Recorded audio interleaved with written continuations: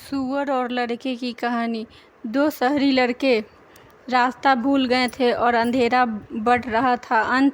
मजबूरन उन्हें एक रसाई में रुकना पड़ा। आधी रात में एकाएक उनकी नींद उचट गई।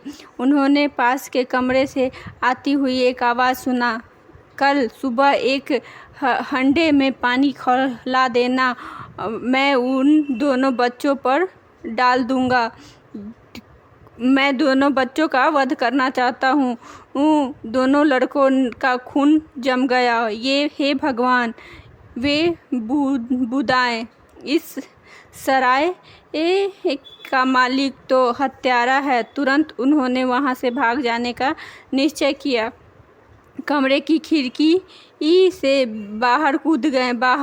पर बाहर पहुंचकर उन्होंने पाया कि बाहर के दरवाजे पर ताला लगा हुआ है। अंत में उन्होंने सूअरों के बाड़े में छिपने का निर्णय लिया। रात भर उन्हें जागते हुए बिताई। सुबह सराय का मालिक सूअरों के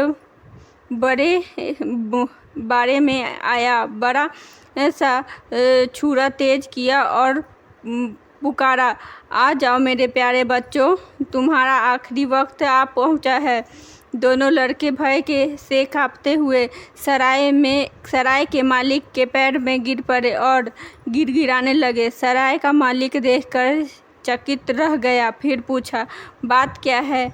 हमने रात को आपको किसी से कहते हुए सुना था कि सुबह आप हमें मौत के घाट उतारने वाले हैं। लड़के ने जवाब दिया। सराय का मालिक यह सुनकर हंसा, बेवकूफ़ लड़कों, मैं तुम लोगों के बारे में नहीं कह रहा था। मैंने तो दो नन्हे सूअरों में कहा था, जिन्हें मैं इसी तरह पुकारता हूँ। इसी वजह से कहा जाता है कि पूरी बात जाने बिना दूसरों की बात पर कभी भी भरोसा नहीं करना चाहिए।